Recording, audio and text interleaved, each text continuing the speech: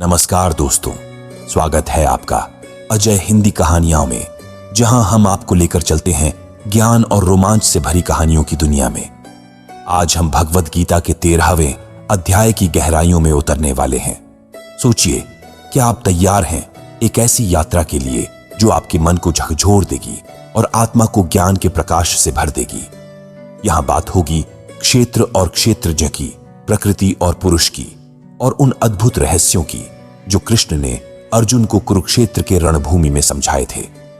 तो जुड़े रहिए, क्योंकि यह सिर्फ एक कहानी नहीं बल्कि एक ऐसा अनुभव है जो आपके जीवन को नई दिशा दे सकता है। और अब चलिए इसे शुरू करते हैं एक रोमांचक अंदाज में और जानते हैं आखिर कृष्ण ने क्या अनमोल बातें बताईं। अर्जुन उवाच प्रकृति पुरुषं चैव क्षेत्रं क्षेत्रज्ञमेव च एतद्वेदितुमिच्छामि ज्ञानं ज्ञेयं च केशव। अर्जुन के सवाल अब भी खत्म नहीं हुए हैं और कृष्ण के उत्तर भी जारी हैं। अर्जुन प्रकृति और पुरुष, क्षेत्र और क्षेत्रज्ञ के रहस्यों को समझना चाहता है। वह यह भी जानना चाहता है कि ज्ञान का असली लक्ष्य क्या है। कुरुक्षेत्र को धर्म क्षेत्र इसलिए कहा जाता है क्योंकि यहां सिर्फ बाहरी युद्ध नहीं हो रहा था, बल्कि मन और आत्मा के बीच का संघर्ष भी है। दोस्तों, दो तरह की प्रकृति होती है, एक जो हमें चारों ओर दिखाई देती है और दूसरी जो हमारे भीतर मौजूद होती है, जिसे हम अपने स्वभाव या दृष्टिकोण कहते हैं। ज्ञान प्राप्त करना महत्वपूर्ण है, लेकिन इसका उद्देश्य क्या है? इसे हासिल करने का कारण क्या है? ये सवाल हम सब सुनते तो हैं, पर समझते कम हैं। अब भगवान कृष्ण इन्हीं गूढ़ बातों का खुलासा करेंगे। श्री भगवान उवाच इदं शरीरम कौन्तेय क्षेत्रमित्यभिधीयते एतद्यो वेत्ति तं प्राहु क्षेत्रज्ञ इति तद्विद। कृष्ण समझाते हैं कि हमारा शरीर एक ऐसा क्षेत्र है जहां कर्मों के संस्कार बीज के समान होते हैं। जिस प्रकार खेत में बोए गए बीज समय पर फल देते हैं, वैसे ही हमारे कर्म भी सही समय पर अपने परिणाम लाते हैं। इसलिए इस शरीर को क्षेत्र कहा गया है। जो व्यक्ति इस सच्चाई को गहराई से समझता है उसे क्षेत्रज्ञ कहा जाता है। इसका अर्थ है कि जो इस तत्व की सच्ची पहचान कर लेता है वही वास्तविक ज्ञानी होता है। जैसे एक किसान अपने खेत की पूरी देखभाल करता है, वैसे ही हमें अपने शरीर की रक्षा और देखभाल करनी चाहिए। क्षेत्रगं चापि मां विद्धि सर्व क्षेत्रेषु भारत क्षेत्र क्षेत्रज्ञोर ज्ञानम यत्त ज्ञानम मतम मम तत्क्षेत्रम यच्च यादृक्च यद्विकारी यतश्च यतश्चयो यत् प्रभावश्च तत्समासेन में शृणु। जहां किसी चीज का अस्तित्व होता है उसे शरीर या क्षेत्र कहा जाता है, और जिस पर इसका प्रभाव पड़ता है उसे क्षेत्रज्ञ कहा जाता है। यह एक बहुत ही सूक्ष्म और गहरी बात है जिसे समझने के लिए ध्यान से विचार करना जरूरी है। दोस्तों, हम अपने शरीर से अलग हैं, लेकिन जो भी हमारे शरीर में होता है उसका असर हम पर पड़ता है। इसीलिए हम क्षेत्रज्ञ कहलाते हैं। जैसे खेत में खाद, बीज और पानी डालने से फसल पर प्रभाव पड़ता है, वैसे ही हम जो भी अपने शरीर के साथ करते हैं, चाहे अच्छे संस्कार हों या बुरे, उसका असर हमारे कर्मों और हमारे जीवन पर पड़ता है। ऋषिभिर्बहुधा गीतं छन्दोभिर्विविधैः पृथक् ब्रह्मसूत्र पदैश्चैव हेतुमद्भिर्विनिश्चितैः। प्राचीन काल के महान ऋषियों ने क्षेत्र और क्षेत्रज्ञ के गूढ़ तत्वों को विस्तार से समझाया है। उन्होंने इसे विभिन्न मंत्रों और वेदों के उपदेशों में विभाजित कर बताया है। यहां तक कि ब्रह्मसूत्रों में भी इनकी गहन व्याख्या मिलती है। अब कृष्ण हमें वही ज्ञान देने जा रहे हैं जो वेदांत, महर्षियों और ब्रह्मसूत्रों में वर्णित है। भगवद गीता में यह संपूर्ण ज्ञान संकलित है जो हमारे वेदों और उपनिषदों का सार है। दोस्तों, यह ज्ञान हमारे ऋषियों की हजारों वर्षों की तपस्या का परिणाम है, जिसे गीता के 18 अध्यायों में संजोया गया है। कृष्ण इसी ओर हमारा ध्यान आकर्षित कर रहे हैं। महाभूतान्यंककारो बुद्धिर्व्यक्त मेव च इंद्रियाणि दशैकं च पंचचेन्द्रिय गोचरा इच्छा द्वेष सुखम दुखम संघातश्चेतना धृति एतत् क्षेत्रम समासेन सविकार मुदाहृतम। क्षेत्र का वर्णन करते हुए कृष्ण बताते हैं कि यह शरीर 5 महाभूतों अग्नि, जल, वायु, आकाश और पृथ्वी से निर्मित है। इन महाभूतों के साथ अहंकार और बुद्धि हमारी मूल प्रकृति बनाते हैं। इसके अतिरिक्त 10 इंद्रियां भी इस क्षेत्र के महत्वपूर्ण तत्व हैं जो विकार उत्पन्न करती हैं। इसी शरीर के स्वरूप में मन और 5 इंद्रियों के विषय जैसे शब्द, स्पर्श, रूप, रस और गंध भी सम्मिलित हैं। इसके अलावा इच्छा, द्वेष, सुख, दुख स्थूल शरीर, चेतना और धैर्य भी इस क्षेत्र के विकार माने गए हैं। दोस्तों, जिन साधनों से हम इस संसार से संपर्क करते हैं वे सभी विकार माने जाते हैं। इसी शरीर रूपी क्षेत्र में हम अच्छे या बुरे संस्कारों के बीज बोते हैं और समय आने पर इन्हीं संस्कारों का फल हमें मिलता है। जैसे किसान अपनी फसल काटता है, वैसे ही हम अपने कर्मों के परिणाम भोगते हैं। अमानित्वम, अदम्भित्वम, अहिंसा, क्षांतिरार्जवम, आचार्योपासनम, शौचं, स्थैर्यमात्म विनिग्रह। इस श्लोक में कृष्ण क्षेत्रज्ञ का अर्थ समझाते हैं। क्षेत्रज्ञ वह होता है जो क्षेत्र के तत्व को गहराई से जानता है। इसका मतलब है श्रेष्ठता का अभिमान न होना, घमंड का अभाव होना और किसी भी जीव को किसी भी प्रकार से कष्ट न पहुंचाना। इसमें क्षमा का भाव होना चाहिए, मन और वाणी में सादगी होनी चाहिए और गुरु की सेवा श्रद्धा व भक्ति के साथ करनी चाहिए। बाहरी और भीतरी शुद्धता आवश्यक है। हमारा आहार, व्यवहार और जीवन शुद्ध होना चाहिए और हमारे मन में भी पवित्रता होनी चाहिए। इसके साथ ही अंतःकरण में स्थिरता यानी मन की शांति और संतुलन भी होना चाहिए। दोस्तों, स्वयं की आत्मा को पहचानना और उसे अपने आचरण में उतारना ही सच्चे क्षेत्रज्ञ का लक्षण है। इंद्रियार्थेषु वैराग्य मनहंकार एव चे जन्म मृत्युजरा व्याधिदु खदोषानुदर्शनम। कृष्ण क्षेत्र की परिभाषा बताते हुए कहते हैं कि हमें इस लोक और परलोक के सभी भोगों में आसक्ति का त्याग करना चाहिए। इस संसार में लोग घर, धन और सुखमय जीवन के लालच में फंसे रहते हैं। जो व्यक्ति इस सांसारिक मोह से बच जाता है वह अक्सर परलोक के सुख जैसे स्वर्ग के लालच में उलझ जाता है। दोनों प्रकार की आसक्तियों से बचने की आवश्यकता है। क्षेत्रज्ञ बनने के लिए यह भी आवश्यक है कि हम अपने अहंकार का त्याग करें। जन्म, मृत्यु, बुढ़ापा और रोगों से उत्पन्न दुख और उनके कारणों पर बार बार विचार करना ही क्षेत्रज्ञता की ओर बढ़ने का मार्ग है। असक्तिरणभिष्वंग पुत्रदार गृहादिषु नित्यं च समचित्तत्वमिष्टानिष्टोपत्तिषु। जब भी मनुष्य जन्म लेता है तो उसके साथ घर, विवाह, जीवन साथी, संतान और धन का प्रवाह जुड़ जाता है और यह क्रम हर जन्म में चलता ही रहता है। हमें यह सोचने की जरूरत है कि आखिर ऐसा क्यों होता है। बार बार हर जीवन में यह चक्र क्यों दोहराया जाता है। जब कोई व्यक्ति इन प्रश्नों पर विचार करना शुरू करता है तभी ज्ञान का मार्ग खुलना शुरू होता है। अच्छा होने पर प्रसन्नता होती है और बुरा होने पर क्रोध आता है। यह एक ही जन्म में रोज घटित होता रहता है। क्या यह सिलसिला अनंत जन्मों तक ऐसे ही चलता रहेगा? क्या आप सैकड़ों जन्मों में भी इसी दुनियादारी में फंसे रहेंगे? कब आप अपने मन को स्थिर करेंगे और इस चक्र से मुक्ति पाएंगे? इन्हीं प्रश्नों पर गहराई से विचार करना ही क्षेत्रज्ञ बनने का मार्ग है। मयि चानन्य योगेन भक्तिरव्यभिचारिणी विविक्त देश से वित्वमर्तिर्जन संसदी। क्षेत्रज्ञ वह होता है जो क्षेत्र का वास्तविक ज्ञान रखता है। कृष्ण इस ज्ञान के महत्व को समझाते हुए बताते हैं कि सच्चा ज्ञान क्या है। वे कहते हैं कि परमेश्वर में पूरी निष्ठा और अनन्य योग से जुड़ी भक्ति होनी चाहिए। ऐसी भक्ति जिसे अव्यभिचारिणी भक्ति कहा जाता है, यानी जिसमें केवल परमेश्वर के प्रति समर्पण हो और किसी अन्य के लिए कोई स्थान न हो, यही सच्चा ज्ञान है। इसके अलावा एकांत में और शुद्ध वातावरण में रहने की प्रवृत्ति भी ज्ञान का हिस्सा है। मनुष्यों के समूह में आसक्त न होना अर्थात भीड़ से अलग होकर एकांत में ध्यान करना केवल योगियों को ही प्रिय होता है। साधारण लोग भीड़ में रहकर दुनियादारी में उलझे रहते हैं। इसलिए ध्यान करना और भीड़ से दूर रहकर आत्मिक शांति प्राप्त करना ही सच्चा ज्ञान है। अध्यात्म ज्ञान नित्यत्वम तत्व ज्ञानार्थ दर्शनम एतज्ञान मिति प्रोक्तम ज्ञानम यद्यतोन्यथा। कृष्ण यहाँ ज्ञान और अज्ञान के बीच अंतर को स्पष्ट कर रहे हैं। वे बताते हैं कि सच्चा अध्यात्म ज्ञान वह है जिसे यह समझ में आता है कि आत्मा ही सब कुछ है और आत्मा के सिवा और कुछ भी वास्तविक नहीं है। यह ज्ञान आत्मा की प्रधानता को दर्शाता है और इस बोध से ही परमात्मा का साक्षात्कार संभव होता है। जब यह ज्ञान प्राप्त हो जाता है तब केवल परमात्मा ही सर्वत्र दिखाई देता है और शेष सब कुछ गौण हो जाता है। अध्यात्म ज्ञान और तत्व ज्ञान यही दो मुख्य रूप हैं और इनके विपरीत जो कुछ भी है वह अज्ञान है। मान, अहंकार, हिंसा आदि सभी अज्ञान के रूप हैं जो हमें अध्यात्म और सत्य से दूर ले जाते हैं, जबकि सच्चा ज्ञान हमें वास्तविकता और परम सत्य के करीब लाता है। यत्तत् प्रवक्ष्यामि यज्ञात्वा अमृतमश्नुते अनादिमत परम ब्रह्म न सत्तन्ना सदुच्यते। कृष्ण जीवन के गहरे रहस्यों को एक एक करके खोल रहे हैं और सबसे बड़े भेदों को उजागर कर रहे हैं। वे केवल वही बातें बताना चाहते हैं जो वास्तव में जानने योग्य हैं और जिन्हें जानकर मनुष्य परम आनंद को प्राप्त कर सकता है। कृष्ण परब्रह्म के बारे में एक अत्यंत जटिल बात बताते हैं कि यह परब्रह्म अनादि है, जिसका न कोई आरंभ है और न कोई अंत। यह परब्रह्म न पूरी तरह सत है और न पूरी तरह असत।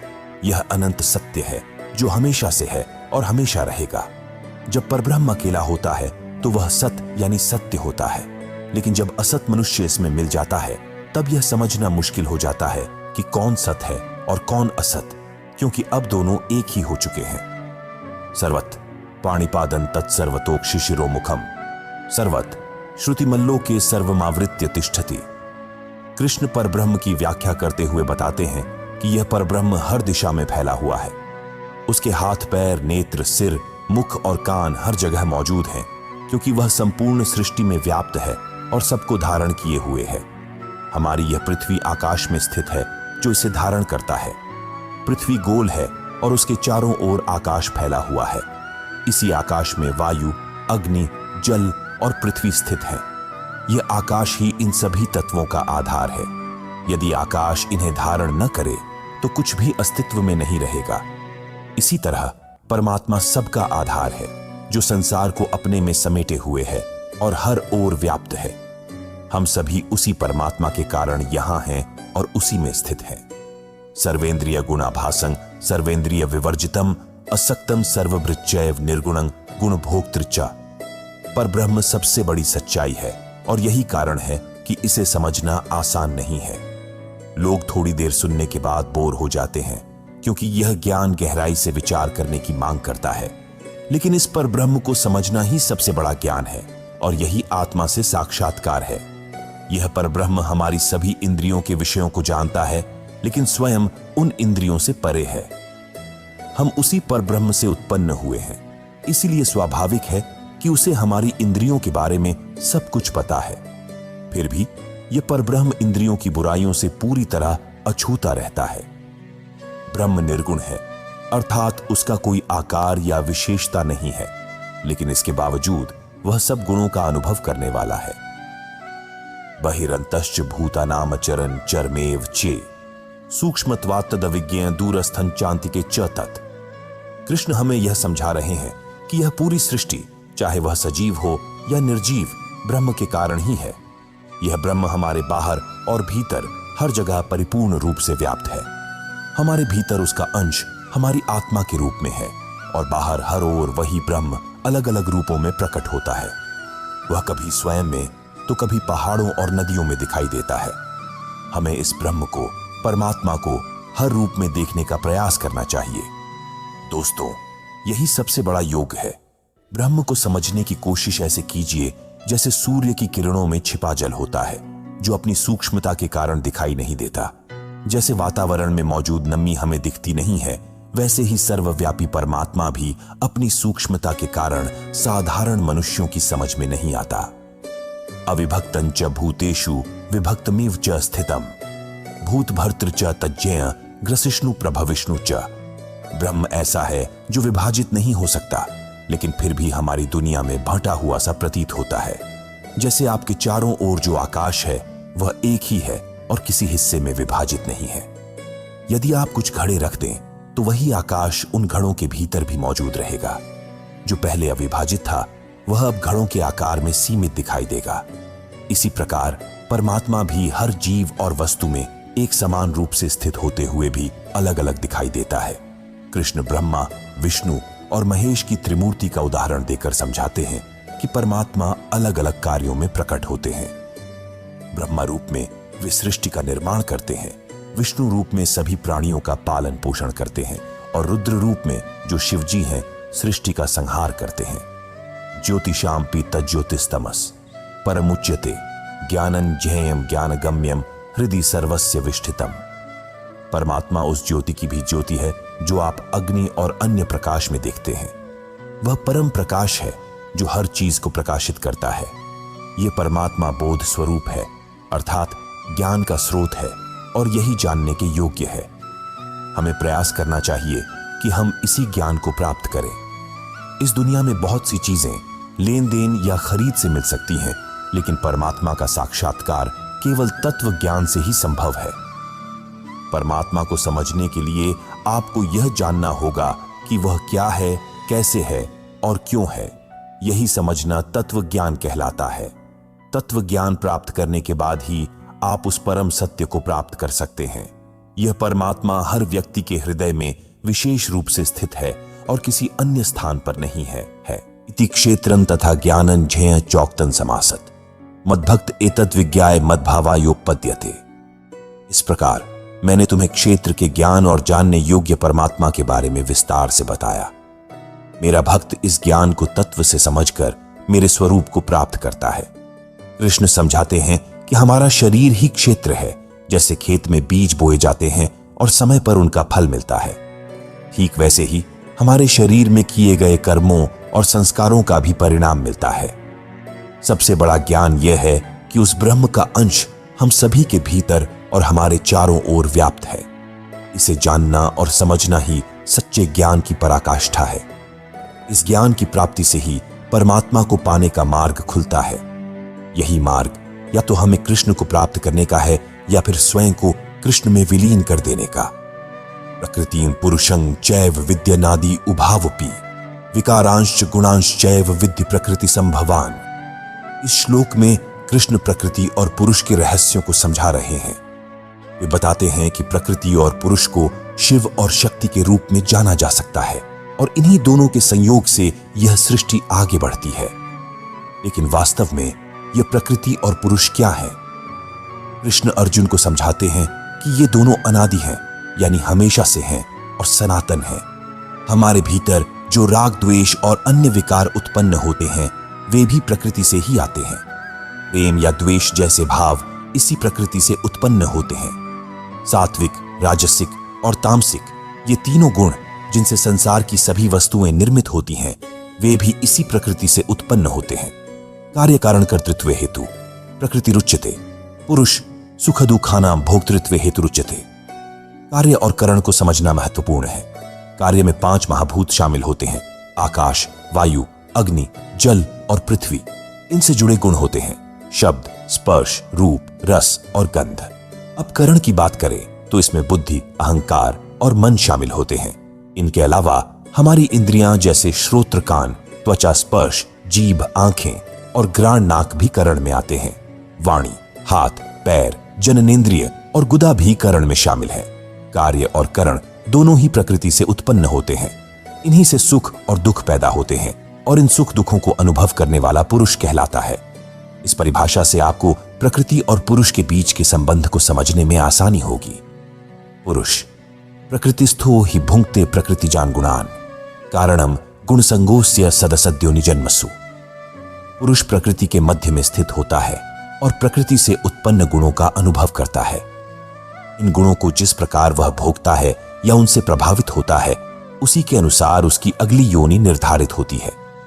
जब कोई सात्विक गुणों में समय बिताता है तो उसे उत्तम जन्म मिलता है। रजोगुणों के प्रभाव से मनुष्य योनि प्राप्त होती है, जबकि तमोगुणों के संग से पशुवादी या निम्नतर योनियों में जन्म होता है।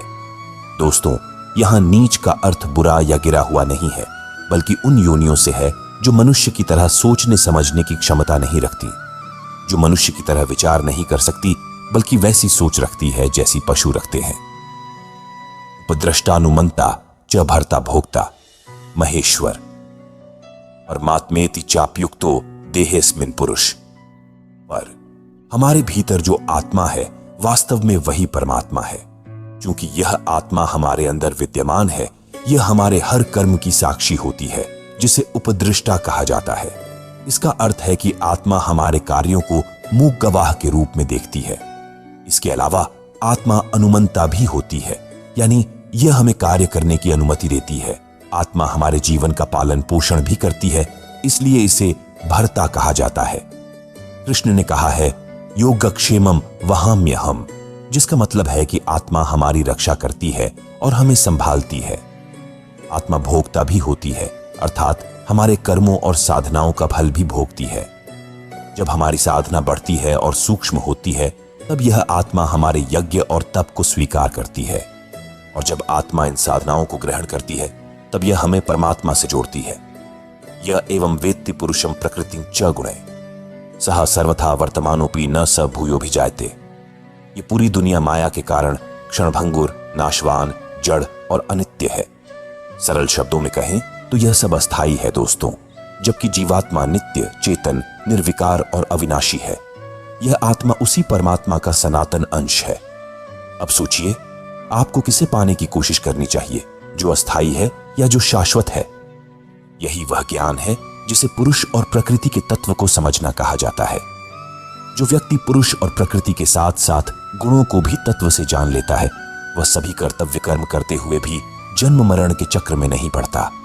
यह सबसे बड़ा ज्ञान है, और जो इसे प्राप्त कर लेता है वह जन्म और मृत्यु के चक्र से मुक्त हो जाता है। ध्यानेनात्मनि पश्यन्ति केचिदात्मान मात्मना अन्य सांख्येन योगेन कर्मयोगेन चापरे। परमात्मा एक ही है, लेकिन उसे देखने और समझने के कई तरीके हैं। आप अपनी रुचि और प्रवृत्ति के अनुसार उस मार्ग को चुन सकते हैं। कृष्ण ने सभी रास्तों को विस्तार से समझाया है। कई लोग शुद्ध और सूक्ष्म बुद्धि के माध्यम से ध्यान करते हुए अपने हृदय में उस परमात्मा का अनुभव करते हैं, यानी मेडिटेशन के जरिए अपने भीतर उसे खोजते हैं। कुछ लोग ज्ञान योग का अनुसरण करते हैं, जहां वे आत्मा के गहरे ज्ञान की प्राप्ति से परमात्मा का साक्षात्कार करते हैं। वहीं कुछ लोग कर्मयोग को अपनाते हैं। जब हम अपने सभी कर्म निष्काम भाव से करते हैं और हर क्रिया को परमात्मा को समर्पित कर देते हैं, तो यही समर्पण हमें परमात्मा से जोड़ देता है। अन्यत्वेव अजानन्त श्रुत्वान्येभ्यो उपासते तेपि चातितरन्त्येव मृत्युं श्रुतिपरायणा। परमात्मा को प्राप्त करने के प्रयास में लोग कई मार्ग अपनाते हैं, साधना, ज्ञान योग या कर्म योग। लेकिन इनके अलावा कुछ मंद बुद्धि वाले व्यक्ति भी होते हैं जो इन मार्गों को नहीं जानते। वे इन तरीकों से अनभिज्ञ होते हैं, परंतु वे दूसरों को सुनकर जो तत्व ज्ञान को समझते हैं उन्हीं की तरह उपासना करने लगते हैं। यह अद्भुत बात है दोस्तों कि ऐसे लोग भी केवल सुनकर और भक्ति करके संसार रूपी मृत्यु सागर को पार कर जाते हैं। इसका मतलब यह है कि अगर आप किसी श्रेष्ठ व्यक्ति का अनुसरण करते हैं तो उसका लाभ अवश्य मिलता है। यही कारण है कि अच्छी संगत रखना हमेशा महत्वपूर्ण माना गया है। यावत् संजायते किंचित सत्वम स्थावर जंगमम क्षेत्र क्षेत्रज्ञ संयोगा तद्विद्धि भरतर्षभ। कृष्ण कहते हैं कि सभी जीव और निर्जीव वस्तुएं यानी प्राणी और पदार्थ क्षेत्र और क्षेत्रज्ञ के संयोग से ही उत्पन्न होते हैं। क्षेत्र शरीर को दर्शाता है, जबकि इसके बारे में ज्ञान या तत्व को जानने वाला क्षेत्रज्ञ कहलाता है।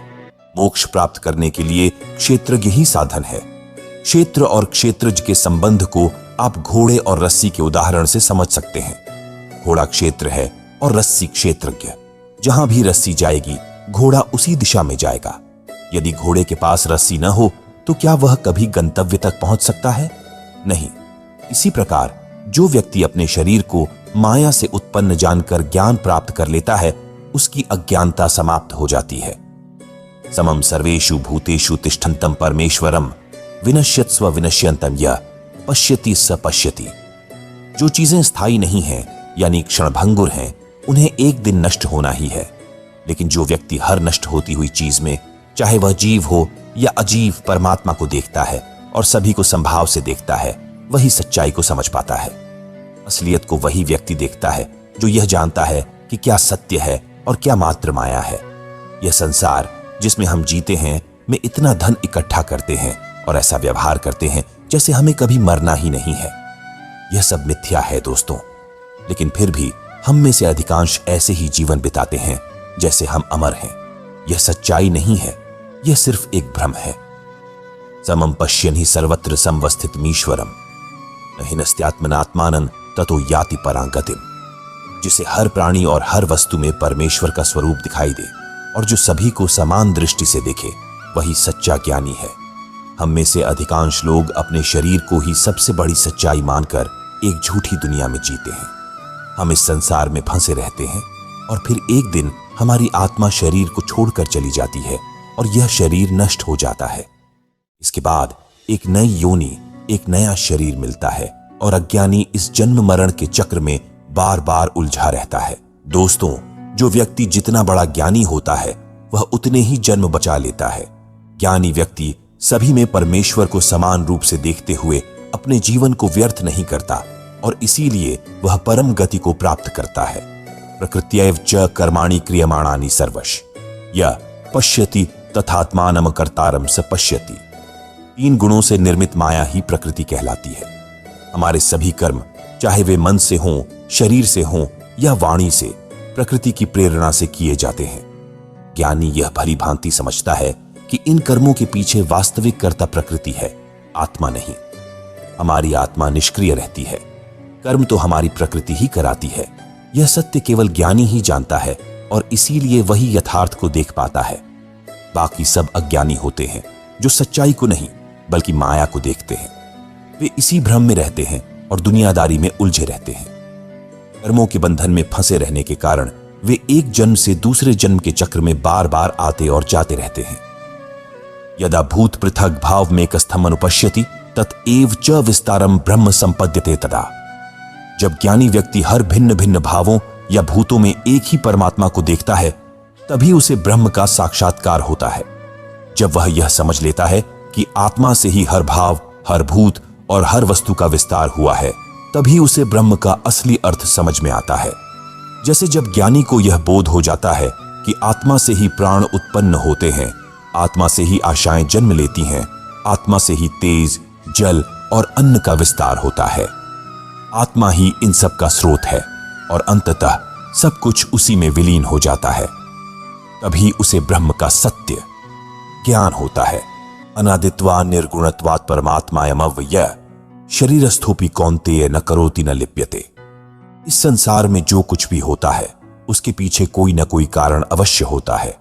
चाहे वह बारिश हो, दिन और रात का परिवर्तन हो, हर चीज किसी न किसी कारण से होती है। परंतु वह जिसे कोई कारण नहीं है उसे अनादि कहा जाता है, जैसे ब्रह्म या परमात्मा। हमारी आत्मा भी उसी परमात्मा का अंश है। आत्मा अनादि है, अर्थात उसका कोई आरंभ नहीं है और वह निर्गुण है। निर्गुण का अर्थ है कि आत्मा को किसी परिभाषा या विशेषता से परिभाषित नहीं किया जा सकता। जो अनादि होता है उसका कभी नाश नहीं होता। यही कारण है कि आत्मा शरीर में निवास करते हुए भी शरीर के कर्मों या संस्कारों से प्रभावित नहीं होती। आत्मा शाश्वत और अछूती रहती है। यथा सर्वगतन सौक्ष्म्यादाकाशम नोपलिप्यते सर्वत्रावस्थितो देहे तथात्मा नोपलिप्यते। आकाश या स्पेस हर जगह मौजूद है, लेकिन क्या आप इस आकाश को रंग सकते हैं, मोड़ सकते हैं या तोड़ सकते हैं? नहीं, क्योंकि आकाश सूक्ष्म और सटल है। ये किसी चीज या वस्तु में लिप्त नहीं होता। वह हर जगह है पर किसी से बंधा नहीं है। ठीक इसी तरह हमारी आत्मा भी सूक्ष्म है, इसलिए यह हमारे शरीर के गुणों में लिप्त नहीं होती। हमारे शरीर के गुण प्रकृति के कारण उत्पन्न होते हैं और प्रकृति की सभी चीजें नाशवान होती हैं, परंतु आत्मा का कभी नाश नहीं होता। आत्मा चाहे किसी भी प्रकार के शरीर में हो, उसका स्वरूप हमेशा एक जैसा रहता है और कभी नहीं बदलता। यथा प्रकाशयत्येक कृत्स्नं लोकमिमं रवि क्षेत्रं क्षेत्री तथा कृत्स्नं प्रकाशयति भारत। जब सूर्य प्रकाशित होता है तो उसका प्रकाश चारों ओर फैलता है, जमीन पर, पेड़ों पर, पक्षियों पर और हर वस्तु पर। क्या हम यह कह सकते हैं कि सूर्य का प्रकाश भटक गया है? नहीं, वह एक ही प्रकाश है जो सबको समान रूप से प्रकाशित कर रहा है। उसी तरह आत्मा भी है। एक ही आत्मा संपूर्ण सृष्टि को प्रकाशित करती है। जैसे सूर्य का प्रकाश हर किसी को समान रूप से प्रकाशित करता है और किसी एक जगह बंधा नहीं होता, वैसे ही आत्मा भी जीवित और निर्जीव सभी में समान रूप से व्याप्त होती है, लेकिन किसी में लिप्त नहीं होती। इसीलिए आत्मा को एक ही माने दोस्तों, उसे विभाजित न समझें, बल्कि एक ही परमात्मा के रूप में जाने।